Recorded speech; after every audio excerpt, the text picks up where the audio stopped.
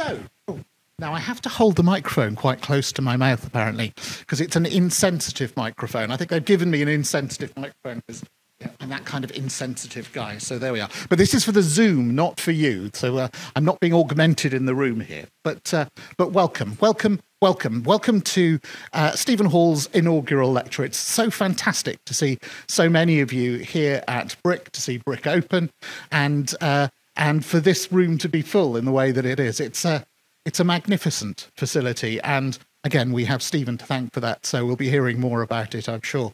But also, we have people online as well. We have lots and lots of people online who are going to be contributing as well today. And so welcome to all of you in the merry land of Zoom out there as well.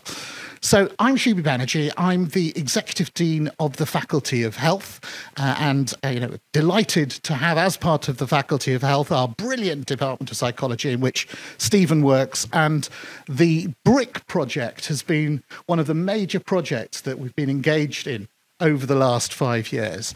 And Stephen's been absolutely core and central to that. But before we can do all the fun stuff, there are notices to be given. So I need to say to the online attendees that you are going to be kept on mute with your video off throughout the lecture. And there's nothing you can do about that, because this chap here is in control. So you're going to be kept like that. But if you've got any technical issues, please do email events@plymouth.ac.uk and you will get real-time support and with no outsourcing to any offshore telephone bureau, we promise. You may want to ask Stephen a question, and if you do, we're going to use Slido for that.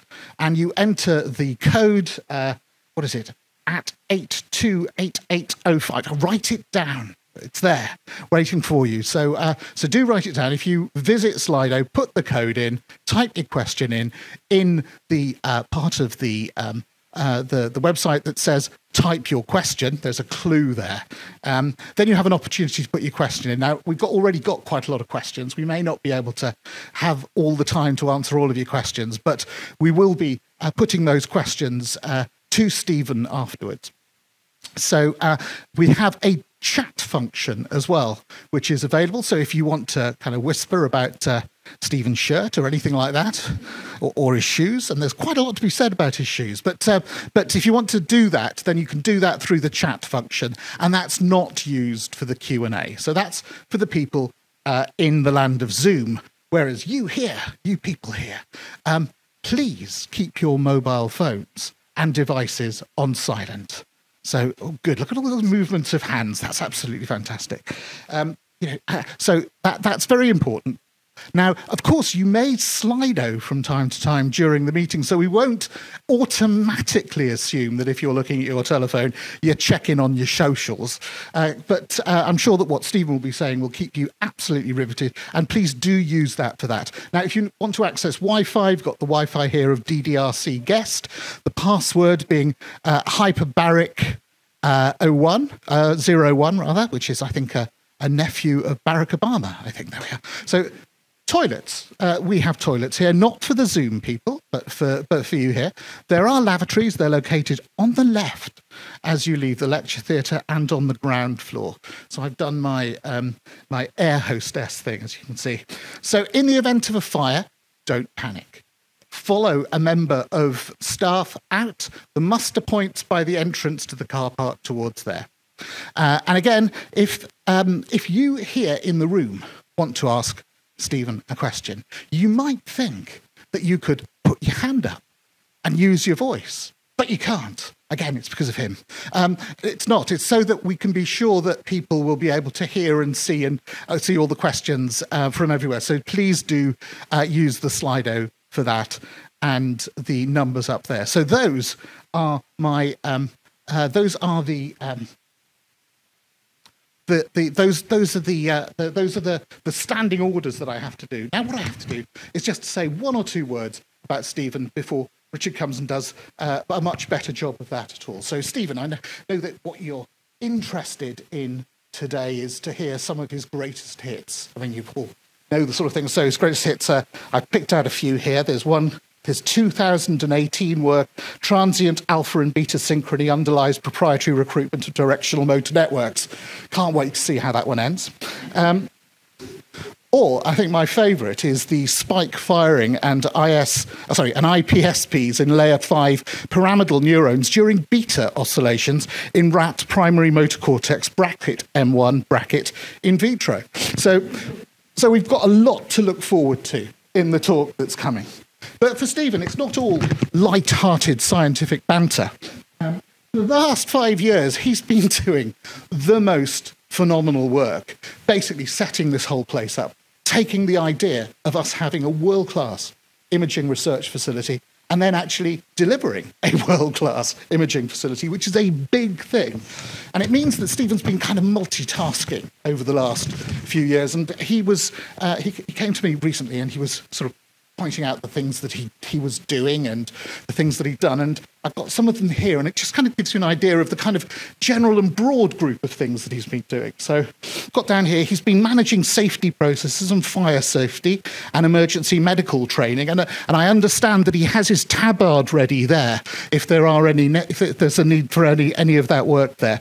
He manages the BRIC access and security, apparently, which is great, which is why you saw the guest list downstairs and you all got in. There's a lot of other people that didn't get in because he's been tight on the security. He's been managing all the contracts, basically sorting out everything that happens here. And seriously, what happens here is remarkable. If we think about what we've been able to achieve there, what Stephen and his team have been able to achieve, it is really very impressive indeed. We've got a unit here that has 40 research projects that are up and running.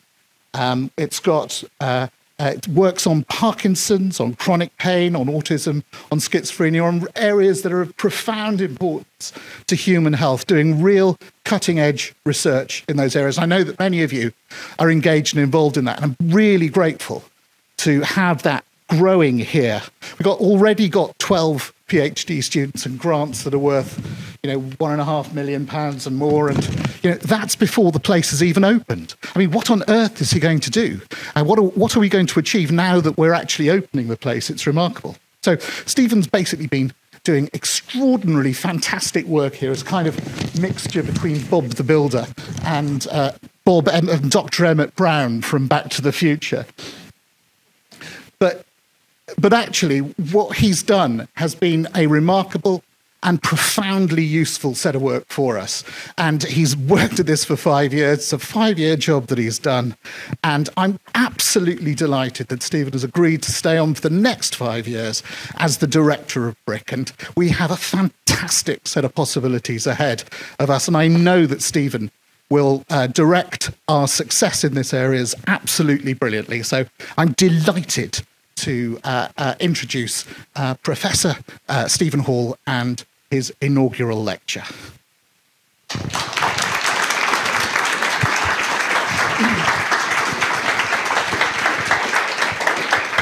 Thank you, Shuey. My name is Alistair Smith. I am a colleague of Stephen's, and I'm also a lab head in BRIC. I usually riff introductions, and I think on an occasion like this, it's probably worth me having some notes. So I'm just going to occasionally read. My job today is to basically give a very brief bio, I guess, say something nice, and then we can get on with the important stuff. So where do we start? Well, Stephen started on the southernmost tip of Cornwall. Is that fair to say you started there in all respects? He started there. He spent an awful lot of time in the water. Like our evolutionary ancestors, he crawled from the water and decided to see the wider world. And that started by going to the Amazonian basin. So when he left school, Stephen went to Guyana and acted as a science teacher for a year. What did he teach? Okay. After that, he returned to England. He did an undergraduate degree at the University of Hertfordshire in pharmacology. And then at that point, he discovered his interests in epilepsy, which he then followed at Aston for a PhD. So he did his PhD in photosensitive epilepsy in the Wellcome Trust lab for MEG studies, which at the time was the only full head MEG system in the UK. After that, Stephen spent a bit of time working under the cosh of big business, if you can call Riken big business, which I think we can. So Stephen worked looking at MEG co-registration. That meant that the closest he got to Japan was Milton Keynes, but it was a step in a Japanward direction. After that point, Stephen has a period, well, I think from that point directly onwards, of unbridled success, effectively. He wrote a grant when he was a PhD student, which was funded. So that was 2 years back at Aston doing translational work. That wasn't doing translational work. I should have looked at my notes. That was looking at the real-time effect of drugs in the human brain. However, then Stephen got a very prestigious RC UK fellowship at Aston. That was looking at translational things. There we go. After that point, Stephen was a senior lecturer at Aston up until 2013, and then the call of the sea was in his ears, as Stephen puts it when I asked him about this. He wanted to bring my family to a civilized distance from the sea. But of course, he saw the potential in Plymouth, the potential of the way that psychology and medicine and engineering interact and what could be made of that. So we've had Stephen under our wing since that time. In 2014, he said he drew up the first proposal for BRIC. And so where are we? 8 years later, we're in it. But we're in it. And I think it's testament to the tenacity and the talent of Stephen that this place exists. It wouldn't exist without him. It is a wonderful thing. And it was already, as Shubi alluded to, it was a wonderful thing before it was bricks and mortar. It had grants coming in, had ideas coming in. But since then, it's something else. It's a place to be. And I think what it's done socially as well as professionally has already been incredible. So that in and of itself, I think, is wonderful. So, you know, I could draw this horrible metaphor about the I shouldn't do that with the microphone. I should draw this horrible metaphor about the building somehow reflecting Stephen. And I think it does, in as much as what we have here is something that's state-of-the-art and full of incredible things that will allow us to do incredible things, but it's also a friendly place to be. It's a sociable place to be. It brings people together. And so I guess what I want to say is that reflects Stephen very well. His work is intricate, is complex, but he explains it in an engaging way, in an open way, and in an embracing way. He's doing very clever stuff, but he's very giving with it. I think Stephen's a very busy man, but he's very generous with his time. He's very generous with his intellect. And so I think that's the important thing for us to recognize here, that we're thinking about someone that's the full picture. Psychology's a broad church, and it has lots of strange people in it. And it's not always easy to get those people to talk to each other. There are people that really like methods, but don't really care what they apply them to. There are people that really like questions, but don't really know how to answer them properly. And Stephen's both of those things wrapped together. He really cares about the questions, and he really knows how to get there, but he also knows why we should get there. And that's a really important thing to hold on to, I think. So it's a rare thing in psychology. I think all of this characterizes him well, and it reflects him well. And I'm just very pleased to be here today. Thank you. So I should stop speaking, and I should introduce the inaugural professorial lecturer of Professor Stephen Hall. Thank you.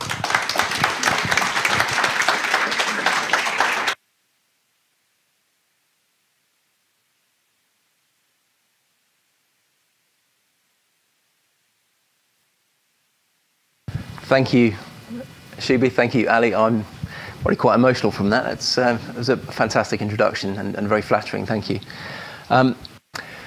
Welcome to my dual audience, my captive audience, and my audience with leave buttons. Hopefully, you'll be riveted by what I'm going to say, and hopefully, we'll stay away from those. An inaugural lecture for me is an opportunity to talk about some of the things that I've been involved in. A chance to thank some of the people that have helped me along the way, and to talk about some of the things that matter to me. And so, if I start at the beginning, as Ali mentioned, I started off at the bottom of Cornwall. I'm I was a kid that grew up on free school meals, and I knew what it was like for the lights to go off when the electricity meter was empty. And I mention this because I think maybe there might be some young people that are watching this, and it's important to me to try and encourage people. And so I say this because when you're in that kind of position, it can be hard, as much as you are interested in science, to imagine yourself ever being involved in science. And so for me, let me tell you about the first great decision I made, which is when I finished my A-levels. I decided, as Ali mentioned, to go and spend a year in Guyana in South America. And when I was there, I met this guy, Chris Gale. Now, Chris, an incredibly smart guy, for some reason seemed to show this unwavering confidence in me and in my abilities, and I still to this day have no idea why. But I borrowed some of that confidence, I borrowed some of that self-belief, and it's propelled me forward to this day.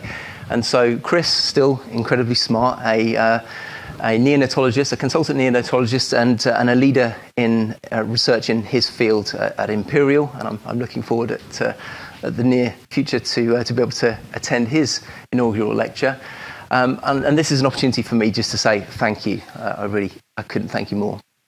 The next great decision that I made was to, on moving back to the UK, I've embarrassed my wife immeasurably, was to go and study pharmacology at the University of Hertfordshire. Now, the University of Hertfordshire wasn't the great decision. It was far from the best offer that I got, and reflected my understanding of universities at that time.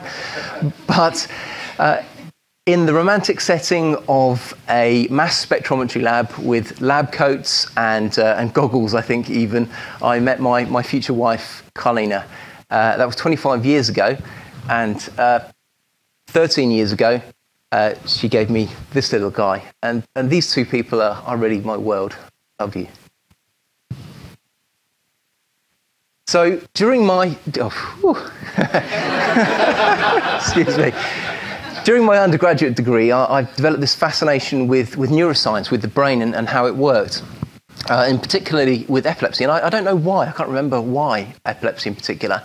But I went from that undergraduate degree and pursued a PhD with Ian Holliday and Paul Furlong here, and very quickly attached myself to Arian Hillebrand, Gareth Barnes, Chris Singh, all of these people, incredibly intelligent and giving.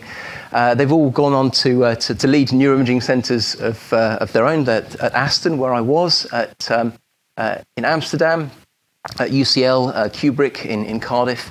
And this was really a very special time for me. It was an incredibly exciting time. And the reason for that was that it was, as Ali had alluded to, it was a very generous and giving can-do lab. It was the kind of place where if there was a question, we would not question the idea that we should just give it a go and get involved. This whole time revolved around a place called the Lucky Table, which was a table in the pub called the Sacks and Potatoes in the middle of the campus. And it was called the Lucky Table because it was ritual for us to bring any grant or PhD thesis or paper to this lucky table before it was able to be submitted. I now in retrospect realise that there was nothing lucky. Well, I can't say that. Gareth Barnes was a superstitious one in particular. He would probably kill me for saying it wasn't lucky. The luck, I think, was generated by the generosity and the spirit of these people and the way that they all work together. And what I've realised in putting this talk together is that that's exactly what I've tried to recreate in developing BRIC. It's about those people and that can-do spirit. And I'll talk a little bit more about how that's been driven as we go through. So I worked with the only whole-head MEG, magnetoencephalography system at the time. But I thought it might be important to give you a quick primer, a quick introduction to neuroscience as we're talking about this subject here today. So here's a quick run-through. Human brain, incredibly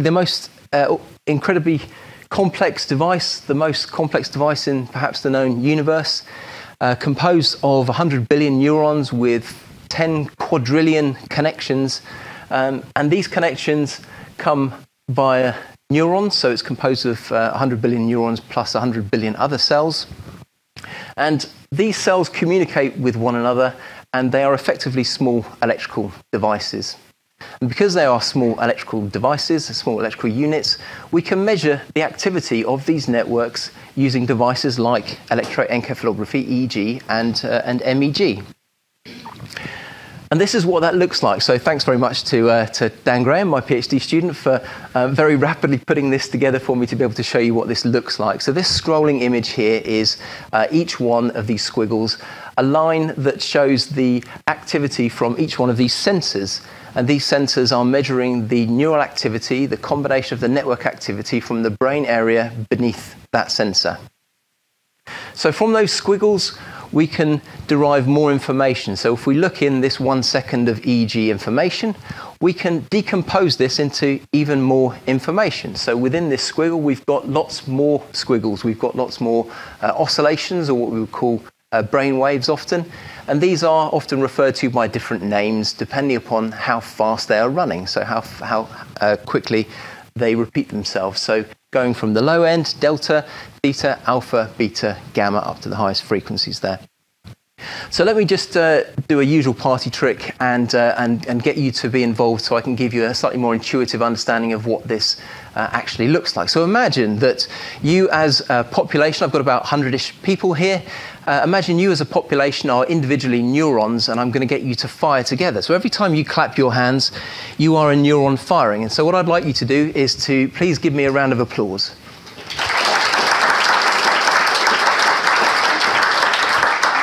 It's tempting to let that go on.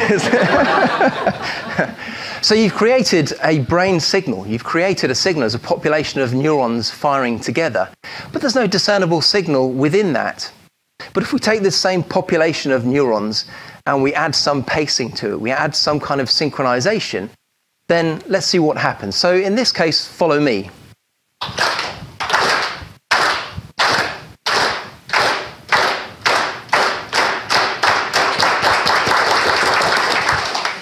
Thank you very much.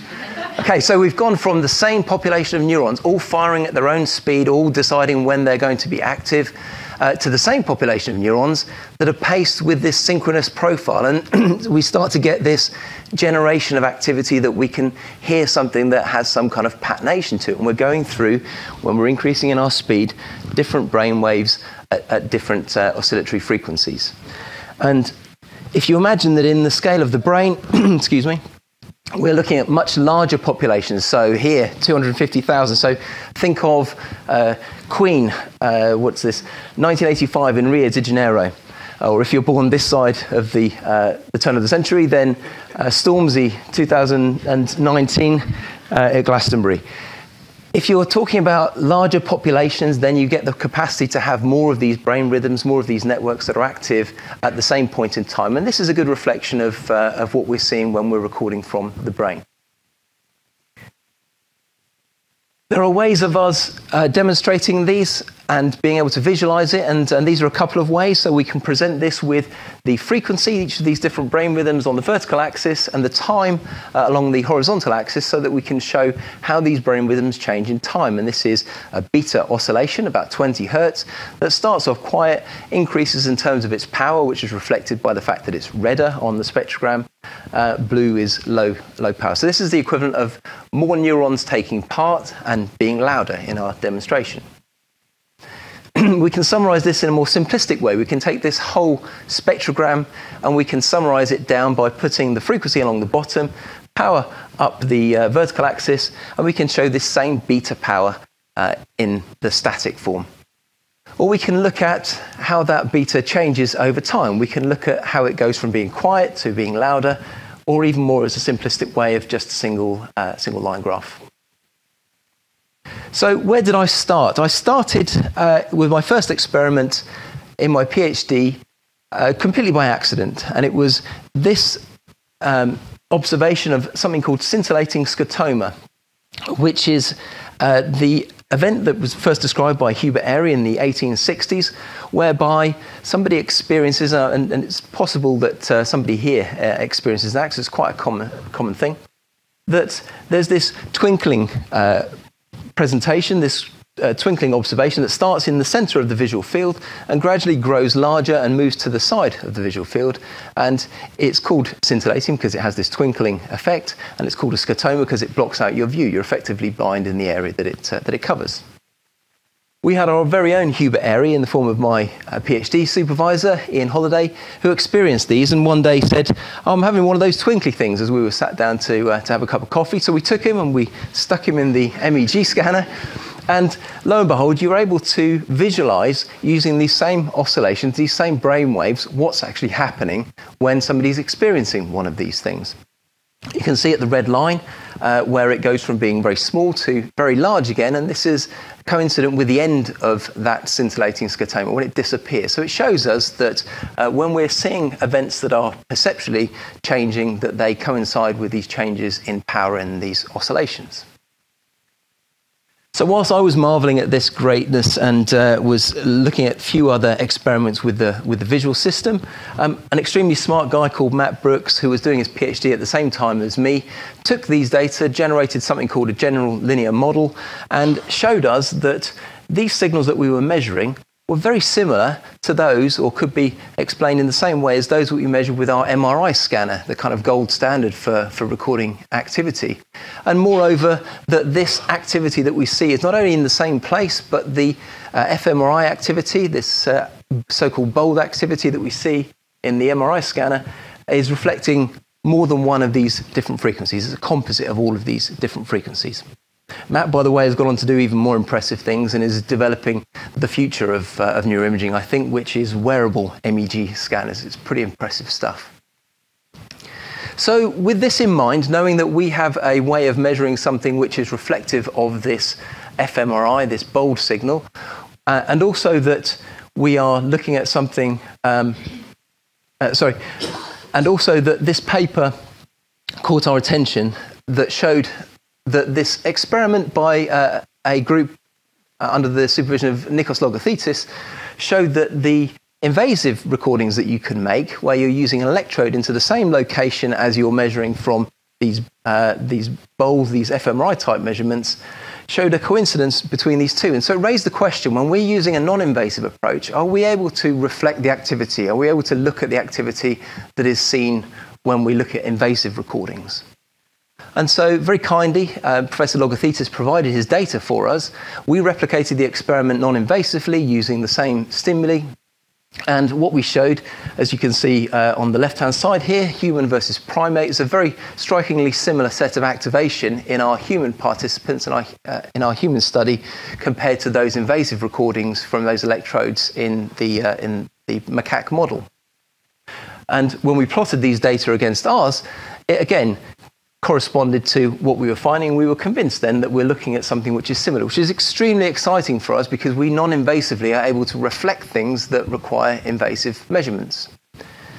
Now, as a pharmacologist, a question occurred to me as to whether we might be able to then use this same approach to understand what happens when we give a specific drug. So, not convinced that this would show very much, we chose a drug that was pretty broad acting. We chose something called diazepam. You might know it as Valium. It has lots of effects. So it's a sedative. It makes you feel sleepy. It's an anticonvulsant. It can stop seizures. Muscle relaxant. Anxiolytic, so it can reduce anxiety. And not surprisingly, in hindsight, knowing all of these things, we saw a whole range of activations across a whole wide range of brain regions.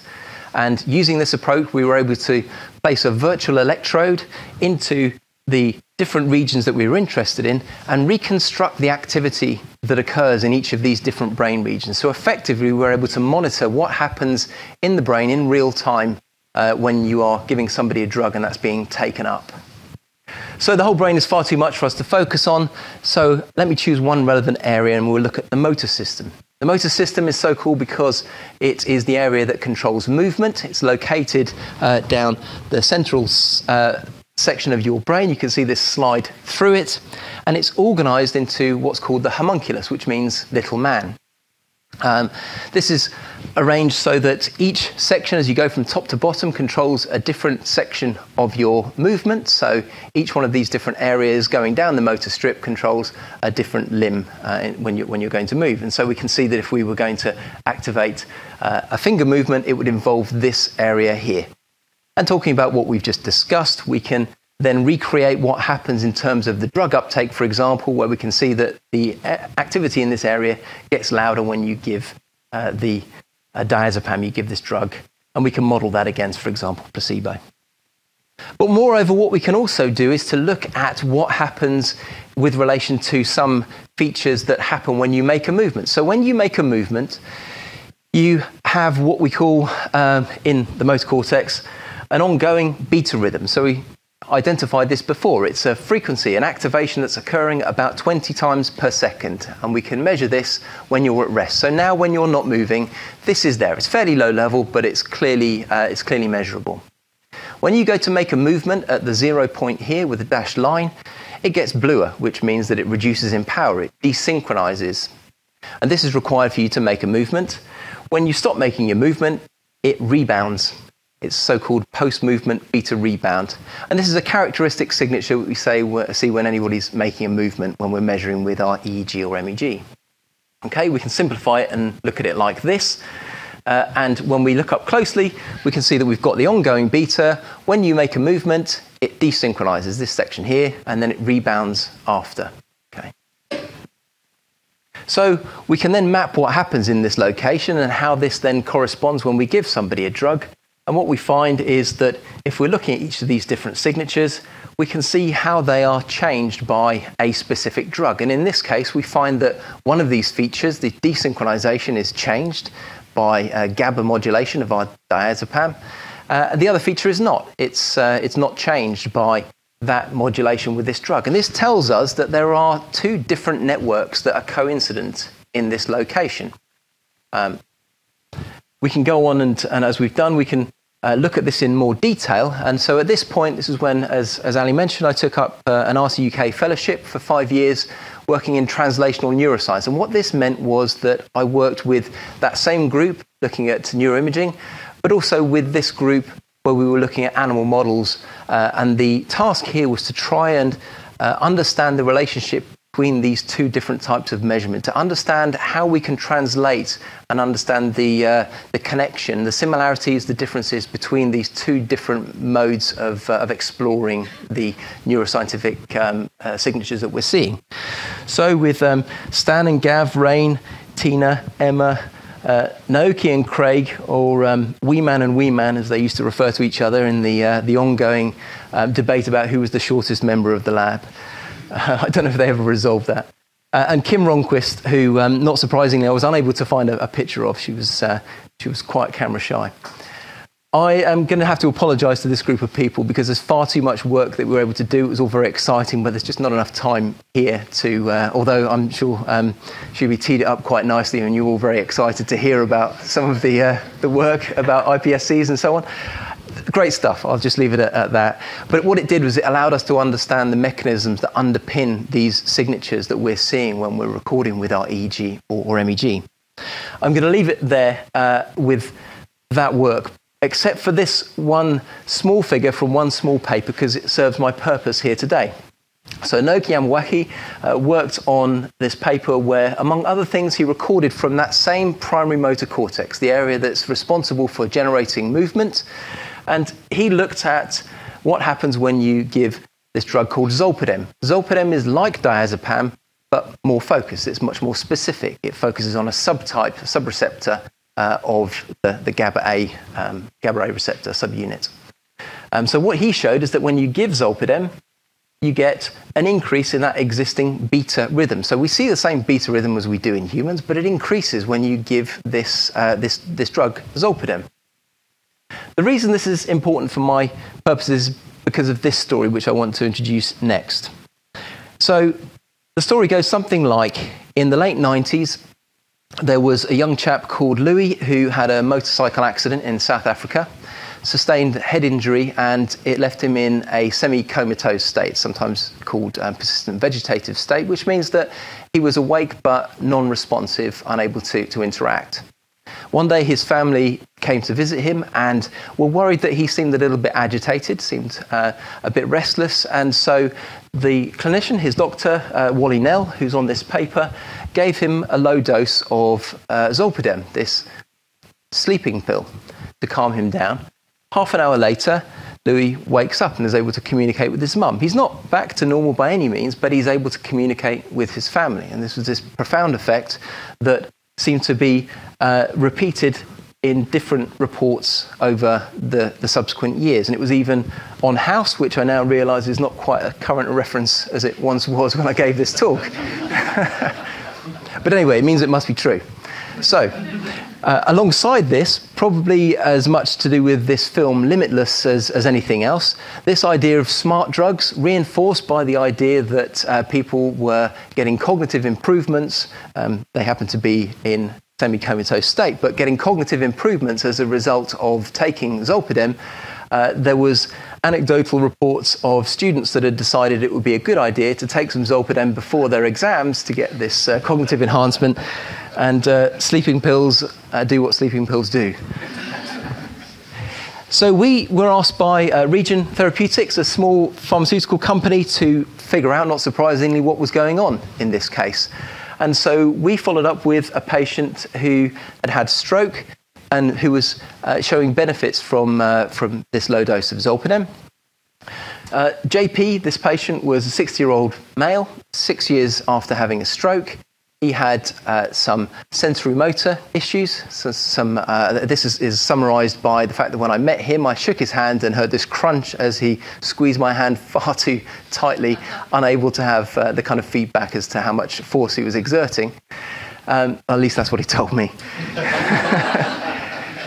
And also some cognitive issues. So he had issues with things like category naming. So he would confuse things in the same category. Furniture, for example, he would confuse the word chair and table. And so we asked our clinical neuropsychology colleague to do an assessment with him, and the reported improvement 40 minutes after this dose seemed to be consistent with what she observed. So we did a full workup of lots of different approaches from a neuroimaging perspective, but I just want to summarise these one set of findings. The first thing we did was to localise those areas that were involved in these functions. And so we localised at the top there the areas that are involved in the generation of these specific category naming tasks. So we asked him to perform tasks where he would name as many things beginning with a specific letter as possible, or ask him to name as many things in a certain category, furniture or vehicles and so on. This generated activity in the areas that we would have expected, and when we measured what happened in an experiment that looked at the effects of zolpidem, we found that at the 40-minute mark there was this profound reduction. It's amongst quite a lot of noise here, but this profound reduction in the amount of activity in the alpha at the top here and beta band at the bottom here that were active in those areas. Now, this was a surprise for us. So remember, what we're seeing here is we're seeing a reduction when we give zolpidem, whereas when we were looking at our models with the diazepam, something similar beforehand, we were seeing that there was an increase in zolpidem when we were giving this. So this is completely surprising, but at the same time, very reminiscent of work that we were aware of going on in Oxford. Excellent groups of Pete McGill and Peter Brown, who I learned retired last year, which is a real shame for me because I've just followed his career with awe, frankly. He's done such fantastic work in the area of Parkinson's disease, and so luckily he's trained so many great people that have followed on in that work. What they showed in both of these models, one the animal model and one with the human measurements, is that when you measure from people with Parkinson's disease, you see that there is this exaggerated beta activity in the motor system. And when you deliver a therapeutic such as a drug, so L-DOPA, or you deliver deep brain stimulation, that's coincident with a reduction in the beta power in that network also. So this was very useful for us because it raised the question, if we were to look in the same way at zolpidem in Parkinson's, would it have the same effect? Was it following the same set of principles, and would we find the same things? Excuse me a second.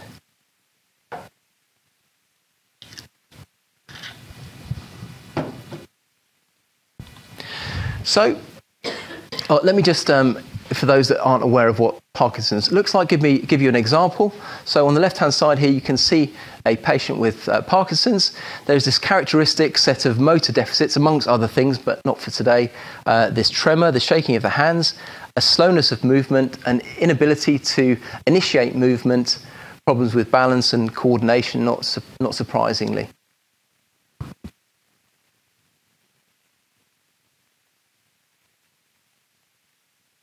And when you deliver an effective treatment, there's a profound improvement that's observed. So whether through the drug, or in this case, this is a deep brain stimulator that's switched on, which is why he's dressed with the cap and everything. And you see there's a great improvement in the freedom of movement. And this is coincident when you measure from this deep brain stimulator with a reduction in that increased, this exaggerated beta activity.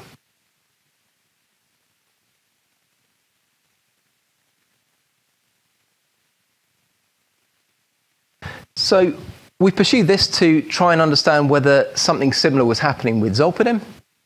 We worked with Professor Adrian Williams at the University of Birmingham, at the Hospital of the University of Birmingham, and he did some UPDRS work with these patients. So this is a way of assessing the ability, the motor and other performance abilities of these patients, and showed in a proportion, I think it was about 60 or 70% of the patients, that there was an improvement following zolpidem. So we were measuring these same patients and looking at what we could see with the electrical activity, with the neural activity. And you can see on the left-hand side, I should mention that these were unilaterally impaired patients. So these were early stage patients. And what often happens is that Parkinson's patients present with one-sided difficulties, and so we were treating the other side as being our internal control. And what we could find is that the brain, the motor area that corresponds to the side that shows impairment, had this exaggerated beta activity compared to the relatively spared side. When we give zolpidem, there was this reduction in beta activity. So it followed the same thing as was observed with the L-DOPA and the deep brain stimulation. And when we look more closely at what happens functionally, we observed that there were specific changes also. So if you remember, what I was explaining earlier is that when we are at rest, we have an ongoing beta rhythm. When you go to make a movement, there is this desynchronization, a reduction in the power. When you finish making the movement, there's a rebound. And what we see here is that there is the same pattern of activation, but that there's an increase in both the pre and the post, in both the period post desynchronization and the rebound itself. And not just an increase in the rebound, but more importantly, a sustained period of that rebound. And this raised for us questions as to whether there were interactions between these two effects. Was this period of increase corresponding to an impairment of a subsequent button press, for example? So what I'm getting at here is that while we might in the lab look at individual discrete movements, get people to move their finger, that really doesn't relate to the real world very well. It's not very often, other than when you might be pressing a doorbell, that you make one discrete individual button press. What you're doing is you're moving around the world, and there are subsequent serial movements. And so we went to explore this to understand whether there was some kind of interaction between these two things. Now you have to forgive me, this is me with my gnarled hands trying to give you a demonstration of what we were looking at. We asked people to tap as fast as they can. I'm not tapping as fast as I can here, I'm just showing you an effective tap. I feel terrible doing an impression of somebody with Parkinson's, but I wanted to try and give you my perception of what we might observe when we're looking at somebody, and that there are two features that we often see, and they're called hastening and faltering. Faltering is when somebody's making a tap, and we see that they tend to freeze for a second, and then you get this flurry of activation afterwards. So we were interested in understanding whether those phenomena that we were looking at were corresponding to some of these changes that we see. And so we asked people to tap as fast as they can for 10 seconds. And in the placebo condition, where they were not treated with zolpidem, we were finding that, uncharacteristic of this kind of movement, we were seeing this progressive increase in this beta activity. It just progresses over time. This is not the sort of thing that we would see if we were to look at our control participants. What we tend to see is a desynchronization, a reduction in the power that lasts for the whole period of that 10-second finger tap. This was quite surprising that we observed this at all, but we also observed that it was not completely removed, but it was comparatively reduced when we gave zolpidem. So this is just characterized here, where you can see that there's this incremental growth of this power over a period of the 10 seconds. Now here's a schematic of what we think is happening. So if we remember, we were wondering whether there's this spillover from one tap and the beta that occurs into the next tap, and that's then preventing this movement. Remember, if you want to move, you need to be able to turn off that beta, you need to be able to desynchronize it. And what we think is happening is that with subsequent taps, there is a spillover from one tap into the next, and you are progressively increasing that amount of beta to the point where you're no longer able to reach a threshold and desynchronize and therefore make the movement, which is where you get the faltering. It stops. You then get this flurry of activation as the motor program that's been sent forward finally is able to follow, and then the whole thing starts again within this period. So this is a sort of a simplified version of what we think is happening. So we wondered at this point whether there might be ways for us to look at this using a control paradigm, so to be able to look at this and develop a model of it. And there was this nice paper that was produced by John Rothwell's lab at UCL using something called theta burst stimulation. Now, this uses a technique called transcranial magnetic stimulation. We have one in the lab downstairs. You can have a look. Please don't play with it.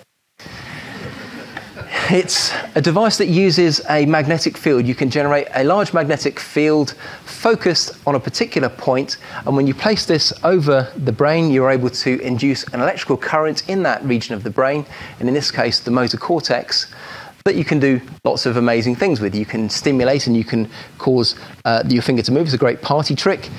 Or you can use this pattern stimulation that was used in this paper, where a train of 40 seconds worth of stimulations at about 5, it's all in bursts, so at 5 bursts per second, is delivered for 40 seconds, and this has this profound effect of reducing your cortical excitability, so reducing the excitability of that region of your brain for a period of up to an hour. And this means, in real terms, that it changes your ability to move. It slows your reaction times, so you take longer to initiate a movement. So this is a great model that is an example of where we can use this stimulation and we can use a functional impairment that's transient. It lasts for an hour, which is a useful period of time in the lab. So I worked with Craig McAllister on this, and we were trying to understand whether there was a relationship between these oscillations, these brain rhythms that we were observing, and this impairment of movement produced by this effect. There was a period when I would come back to my office, it lasted a year, this period, where I would come back, and I think, not wanting to come and talk to me about this in person, Craig would leave these posters on my wall. So Facepalm is a way of telling somebody when there's no other way of expressing this, and it seemed to be very Star Trek focused. And this went on and on, on, one for the psychologists, and on. And then eventually, after a year of trying to replicate this same study, we realized that people could be divided into two groups. There were people that responded and people that didn't. And that sounds really simple and boring. And how did you publish that? But it's actually a profound finding. It's actually a really important finding for us, because this also corresponded to what was happening in people's brains. In fact, when we were seeing people that weren't responding, often they had a completely opposite. They were slightly speeded up and they had a slight decrease in terms of their beta power. But this is now a well-known phenomenon. This is a well-known finding that you only have a certain population that responds to this, and that there are putative mechanisms that underpin this that might be quite important. So for us, we then had this model that allowed us to stimulate and understand that it is coincident with these changes in the beta rhythm. So at this point, I moved to Plymouth, as Ali said, for wanting to to give my son the benefit of experiencing what the Southwest has to offer, but also because of the enormous potential, and I'll come on to that as we get to that section. I'm going to talk very little about this, and in particular the work with Thea Dominic and Camille Carroll, because I suspect that before long we'll be able to watch a similar lecture from Camille Carroll that explains all of the work that she's done, and Thea was involved in that. But this was really focusing on the ability to make more accurate measures. So selfishly for me, this was to try and improve on some of those very objective measures that we rely on for understanding whether somebody's Parkinson's symptoms have improved. Instead, I'm going to focus on just one study that Eddie Rhodes conducted, which was to try and understand. We went through a lot of facepalm moments with the next couple of years, but to try and understand what the actual function of this beta rhythm might be. How is it involved in various functions involved in movement? And so he performed this really simple study in which you provide somebody with three possible with a possible cue. And so the idea here is that you have a joystick, it starts in the center, and you're going to have to move that to a potential target. When the target goes white, you move as quickly as you can and accurately as you can to that target.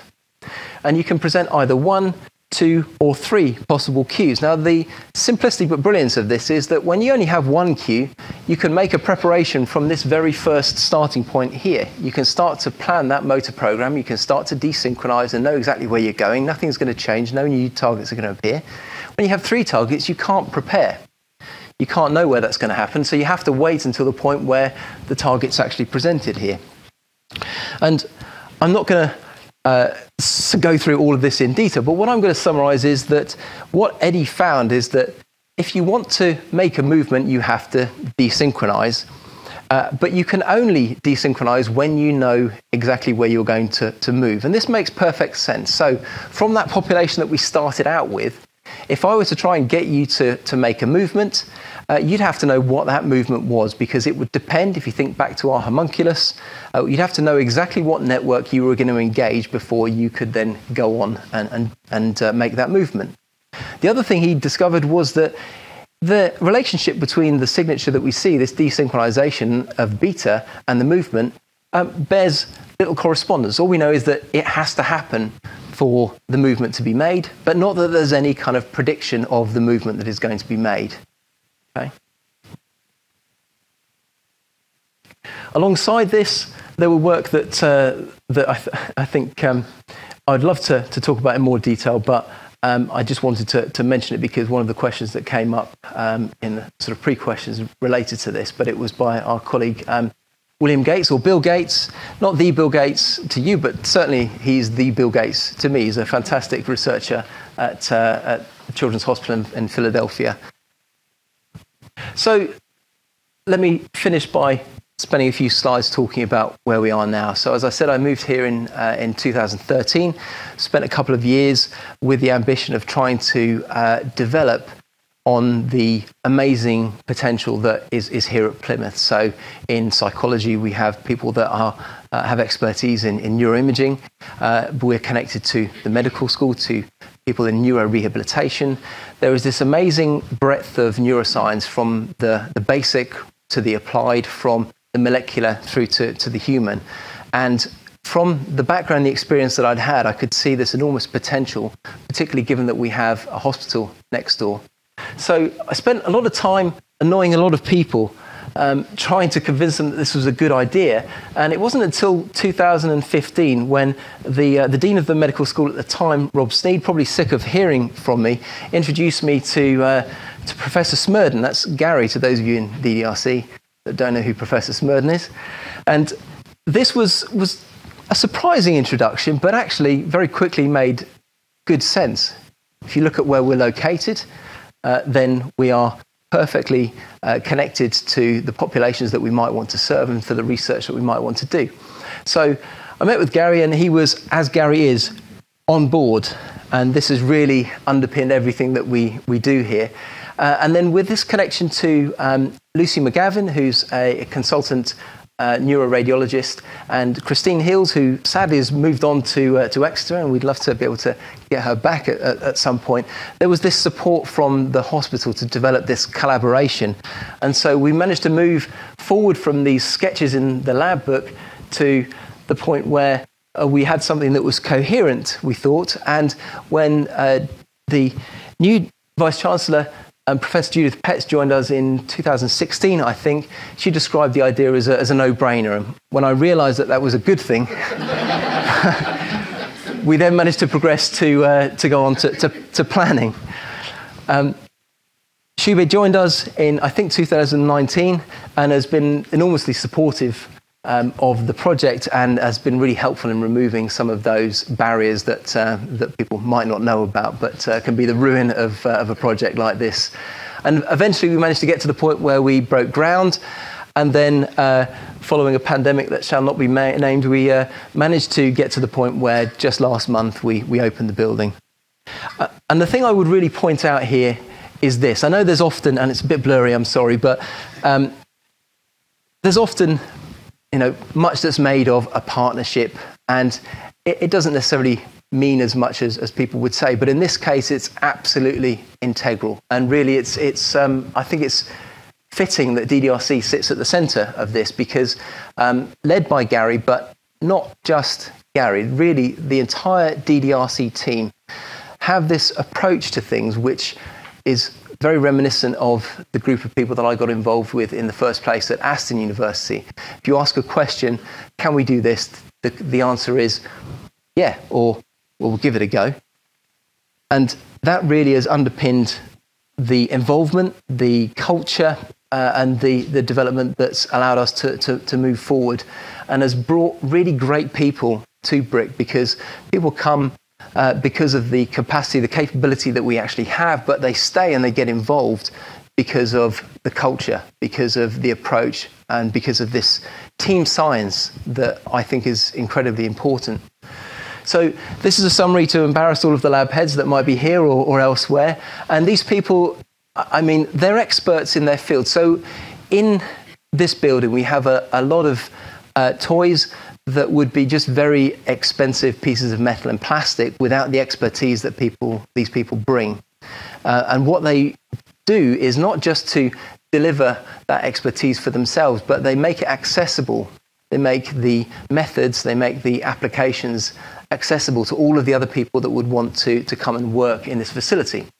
And we have, and I should mention, that includes the extension to the hyperbarics, and also to our MR physicists that aren't really our MR physicists. They are the hospital's MR physicists, but have become intertwined with what we do here. And they are absolutely critical and really are a huge asset to us moving forward. So we have all of these gadgets, we have all of these great devices that allow us to measure in many different ways what happens in your brain, to manipulate in as many ways as you can imagine what's happening in your brain. To do that alongside you doing cognitive tests, making various different movements and being able to assess your gait, your walking, your movement abilities, understanding of pain, and we've brought in the hyperbarics and tried to align this with virtual reality, and all pulled together by computational modeling, artificial intelligence and machine learning, for example. And we bring these things together physically in some cases, so we're able to take some of these measurement devices, looking at what's happening in your brain, the EEG, and we can look at that when you're in the hyperbaric chamber, as Daniel's project is doing, or use virtual reality, as Sam Hughes' project is looking at, when you are delivering painful stimuli, to understand the way that we can manipulate those responses. When you're moving, when you're in the MRI scanner, we can make these EEG measurements when we're stimulating your brain. But the engine in BRIC, I think, as in any good research organisation, is in our young people and in our PhDs and postdocs that really are the driving force. I'd like to think that someday I'll get back to research, but one of these days I'll have to grow up and realise that I have to live vicariously through these great people that are doing this work. You know, I'd love to get my hands dirty, but in reality, it's going to be driven forward by these people. And this is just a small cross-section of the people and the work that's going on. So I feel like I've come full circle in terms of my talk, and I feel really humbled and happy that I've managed to start to recreate something that I started out with, where purely by accident, or perhaps it was at the back of my mind, that culture, that teamwork, that integrated and generous spirit is now something that exists at BRIC and will be the thing that drives it forward. And on that basis, I normally finish with an acknowledgement slide, but the truth of it is that it would be like a Marvel credits reel.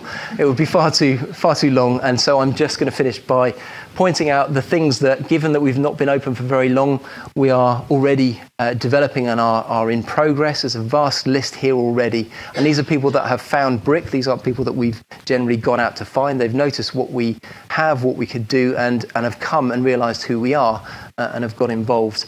And so I just want to say thank you to the people that have been involved in my development over the years and in the development of BRIC, and thank you to you as my audience.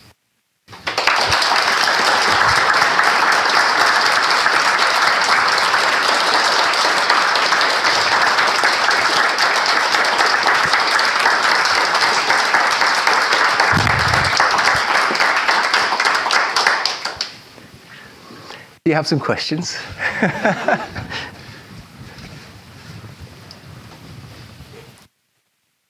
believe this is on. I'm now going to try and inexpertly navigate Slido. I'm going to start, though, I think, by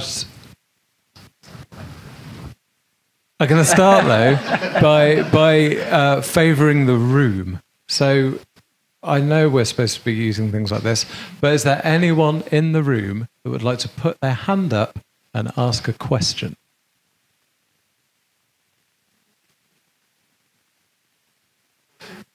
Matt, I'm going to repeat your question back. I'm not going to be patronising. I'm just for the benefit of people here.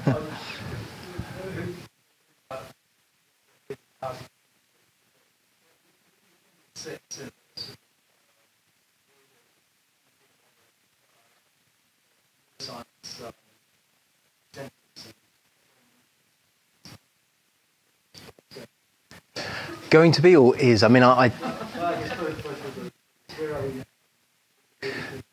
For the benefit of people at home, yeah, please.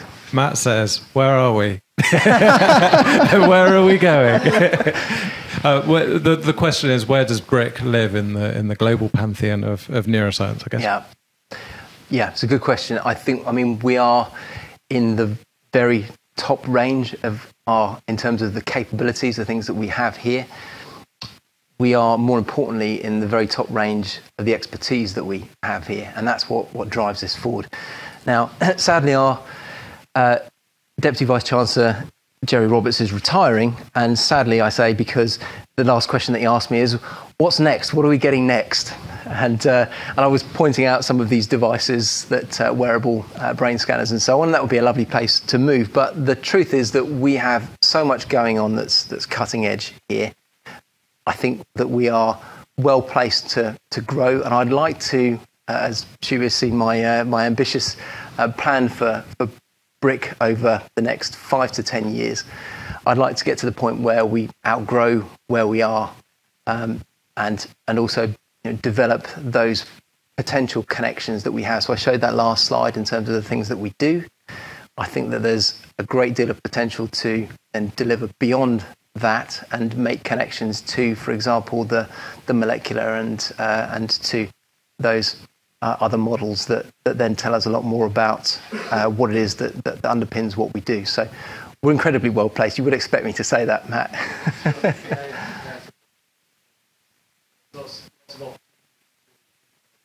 Yes, yeah, I'm extremely optimistic, as you probably would imagine. I wouldn't have signed up for another 5 years if I wasn't optimistic. Are there any basic questions? I'm going to ask you one purely.